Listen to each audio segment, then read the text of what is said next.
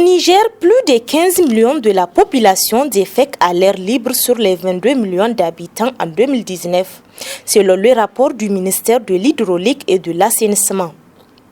Aussi, selon les données de l'UNICEF de 2021, plus de 70% de la population nigérienne pratique la défécation en plein air. Ce qui place le Niger parmi les pays ayant les plus forts taux de défécation à l'air libre au monde. Si la défécation à l'air libre était jadis l'apanage des personnes en milieu rural, il est cependant aisé de constater encore de nos jours une telle pratique dans les centres urbains. En effet, un tour dans les rues et certains espaces publics de la capitale Niamey permet de constater de visu l'ampleur d'une telle pratique à laquelle s'adonne une catégorie de la population. Ces personnes-là sont des gens qui dorment en bas de l'échangeur.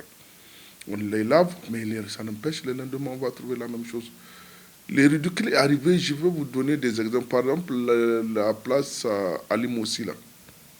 Le rond pour Ali Mossi, là, où chaque vendredi, peut-être, pour la prière de Juma, à 1h du matin, 2h du matin, dans le cadre de notre travail, il est facile de rencontrer des jeunes délinquants qui dorment sur le goudron, de venir faire le besoin à l'intérieur des ronds-points.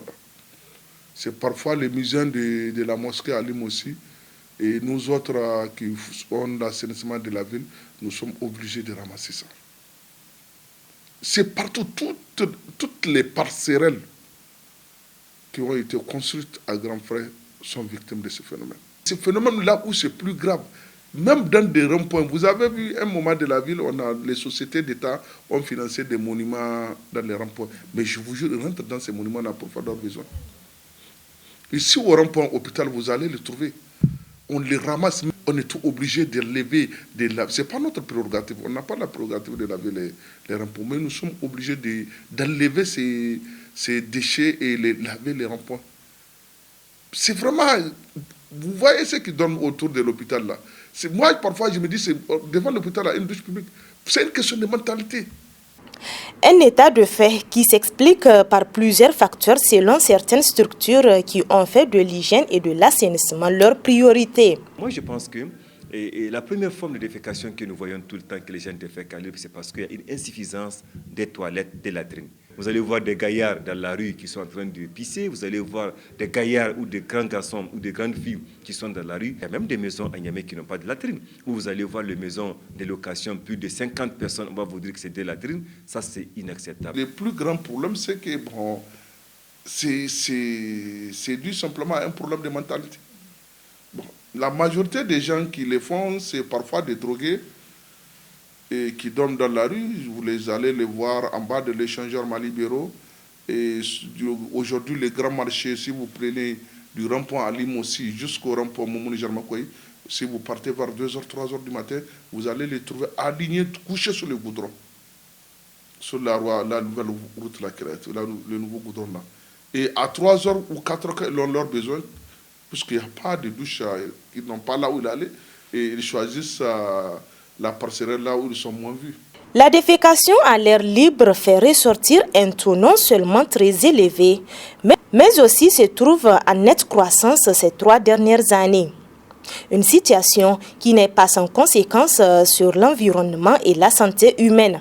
Les conséquences sont énormes parce que si aujourd'hui la mouche qui se pose sur le fesses, elle quitte, elle va tomber dans votre plat, vous le mangez, vous tombez automatiquement malade. Ça c'est naturel. Ou bien ça tombe dans l'eau ou dans la bouillie, quelque chose à boire ou à manger. Tous les aliments, c'est pour ça c'est conseillé avant de manger quelque chose de bien vouloir les laver avant de les consommer. Aujourd'hui, le manque d'hygiène d'assainissement nous amène à perdre notre économie, nous amène à perdre notre santé. Du coup, c'est un problème sociétal.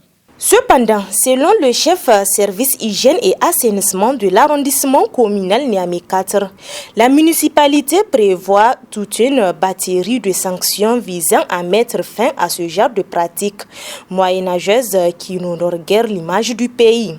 La ville de Niamey a fait sortir une ordonnance 93-13 de 1983 et de l'arrêté du 5 juin 2020 afin d'éviter toute tentative de défécation sur les voies publiques qui sont suivies des amendes. Parce que dans un premier temps, on sensibilise. On peut sensibiliser 1-2 fois. Si la personne persiste ou bien insiste, là, nous sommes obligés de l'amender conformément à notre texte. Donc, c'est ça un peu que je voudrais évoquer un peu pour que les gens sachent que vraiment il y a des dispositions écrites qui sont là, qui amendent vraiment tout contrevenant par rapport à cette situation. Bon, amende, c'est de 10 à 15 000 francs. Hein. C'est de 10 à 15 000 francs que la personne vient payer ici au niveau des services de recouvrement de l'arrondissement communal Niamey 4. Ces sanctions sont certes nécessaires, mais insuffisantes, estime le directeur général du groupe Balarabe Assainissement. Ce n'est pas une amende de 10 000 à 15 000, ça c'est insignifiant. Quelqu'un qui commet une bavure comme ça, je pense que la meilleure solution c'est vraiment, s'il y a lieu de les garder pendant quelques jours ou bien de l'amender sévèrement, il faut le faire. Parce que généralement, ceux qui le font, c'est vraiment des gens qui sont dans un autre cas psychologique, puisque je ne peux pas comprendre. Vous voyez une infrastructure qui a été construite et entretenue, vous venez, vous vous asseyez, vous faites votre besoin. Bon.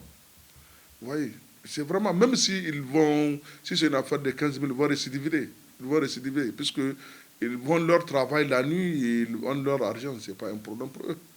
Moi, je pense qu'on doit taper fort. Ces gens-là, quand on les prend, il faut soit les conduire vers là où ils viennent, ou également les sanctionner de manière à ne plus recommencer ces forfaits-là. Aussi, selon le président du réseau des journalistes pour l'eau et l'assainissement Régia, l'État doit mettre de la rigueur dans l'application des textes pour une ville qui se veut coquette. La question d'assainissement, la question d'hygiène, ça relève des compétences des collectivités territoriales. Donc les mairies ont un rôle extrêmement important à jouer dans la gestion de l'assainissement, dans la question de l'hygiène, mais malheureusement, elles ne font pas. Maintenant, pourquoi ça, il faut aussi faire des études pour voir pourquoi les mairies ne le font pas. Est-ce qu'elles n'ont pas de moyens? Les gens ne paient pas les impôts. Ça, c'est aussi un autre problème. Mais je sais que l'accès aux infrastructures d'hygiène et d'assainissement est un droit fondamental. L'accès à l'eau potable est un droit fondamental. On ne peut pas faire la promotion des questions de l'hygiène et de l'assainissement sans pour autant avoir accès à l'eau potable. Donc, du coup, si vous parlez d'hygiène et d'assainissement, vous parlez de l'accès à l'eau potable. Donc, la responsabilité, elle est partagée du côté de l'État, du côté également des populations qui ne respectent pas leurs engagements ou qui ne font pas la promotion du bon d'hygiène et d'assainissement. Il faut noter que les conséquences sur la santé publique de la défécation à l'air libre sont qu'elles réduisent l'espérance de vie, qu'elles font exploser la mortalité infantile et les maladies intestinales chroniques. Pour dire les choses comme elles sont, quand les gens font caca dehors, on finit par manger les selles de nos voisins. Et selon l'UNICEF, 1 gramme de fesses peut contenir 10 millions de virus, 1 million de bactéries et plus de 1000 germes parasitaires.